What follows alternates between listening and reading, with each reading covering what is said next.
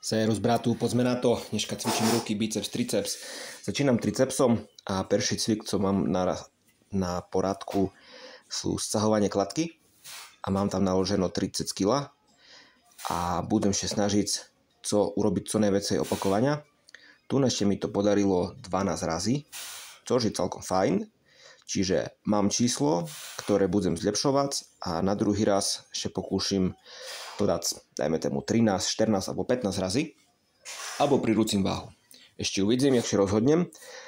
Tento cvik som sebe zvolil jak môj top cvik, pretože ľahko sa tu progresuje, ľahko sa tu môže zlyhať, což je dosť vážne, pretože nie každý cvik je stavaný na to, že by tam bolo ľahké zlyhanie. Pri týmto cviku stačí pustiť váhu hore a všetko je OK, ale si predstav, že máš nad hlavu nejakých 40 kg, robíš nejaké tlaky za hlavu, je to kus problematické, takže som zvolil tento cvik jak môj top cvik. Teraz som dal ešte takú zhadzovanú sériu, tu mám len 17 kg a dopumpoval som to do načista, že by ten sval bol poriadne prekrvený a taktiež, že by sa centrálna nervová sústava naučila robiť ten cvik efektívnejšie. Čiže uvidíme, co to bude na ďalší tréning. Pevne verím, že ešte mi to podarí kuštík lepšie, že to bude zase taký nový rekord. Dobre, tu teraz robím za hlavu triceps z jednu ručku 12 kg. Ten cvik je dobrý na poriadne predsahnuce toho tricepsu. No a tu na to už bolelo riadne, už to fajne palilo a bol to problém. No ale dal som to do konca. A úplne posledný cvik, lapil som šizmičky do ruky, jehnul som na zem a robil som tzv. Francúzske tlaky. Toto cvik je najlepší kvôli tému, že tu na zlyhať je absolútne jednoduché. Stačí len pustiť činky na zem a je to OK. A nemusím sa báť, že mi taká činka buchne do hlavy alebo co. Nič nepoškodzím, neublížim sebe a môžem ísť poriadne do zlyhania. Tu som použil tzv. Mayo set. To znamená, že keď som zlyhal, tak som počekal nejakých 5 sekúnd a išiel som zase na to. A zase. Myslím, že až 3 raz som tak zrobil. Čiže triceps bol vyšťavený do načista. Už tam už vece nedalo nič robiť. Čiže triceps som veľmi spokojný. Je to v pohode a verím, že na ďalší tréning to bude ešte lepšie. Dobre, takže to by bol triceps. Ideme na biceps. Môžeš vidieť, že na štange mám takú divnú vec. To sa volá Fat Grips. Teraz som sebe nedávno kúpil. A zatiaľ, že mi to celkom páči. Slúži to na to, že by pred lokce boli kuštík vecej posilňované, pretože musím to poriadne stisnúť na to, že by mi činka nespadla.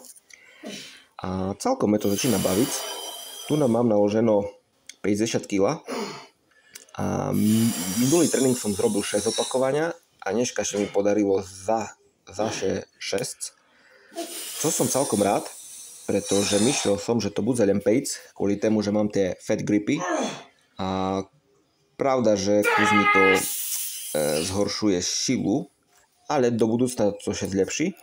Takže zrobil som 6, i keď ten posledný 6 bol fakt o držku. Myslel som, že ešte trafí, ale dal som to, čiže paráda.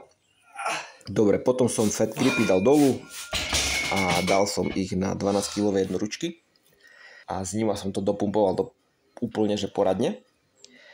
Tam stačilo už len zo pár opakovania, tam už biceps bol celkom zničený. Takže tak. Potom som dal taký špeciálny cvik na kladke. 17 kg na kladke som cahal za hlavu. Budeš vidieť, co to je. To je taký dosť zaujímavý cvik. Sem tam to robím. No a úplne posledný cvik, to bola taká špecialitka na predlakťa. na zápesce a vlastne trimal som šizmičky v ruke, mal som ich akéby v zábere a len som otáčal zápestím doprava, doľava a ten cvik zrobil to, že biceps išiel do takzvanej, neviem, či to povie po anglicky, protraction, alebo tak. No proste, keď to otočíš, tak všetci napne biceps. A keď to otočíš do druhej strany, to je keby si zmenil cvik a ideš do kladivového zdvihu. Takže vlastne tá vonkajšia časť bicepsu že zapojí a potom še zapojí vnútorná. Vonkajšia vnútorná. Takže tak. Teraz robím to tú zaujímavosť, to som hovoril, že za hlavu caham. Tu je vlastne biceps v tým najkratšej polohe a je to také zaujímavé, celkom až takedy lapem krče do bicepsu. Dobre, ale celkovo dneškajší tréning bol dobrý, spokojný som s tým. 60 minút, to je kus veľa, ale nevadí, všetko v poriadku. Dobre, díky moc, že si to dokúkal do konca, idem ďalej. Jutre máme leg day, budem cvičiť z nohy, keď chceš, môžeš kúknúť, môžeš popatrieť. Dobre, takže maj krásne, buď zdrav a tak rob, že by dobre bolo. Čau.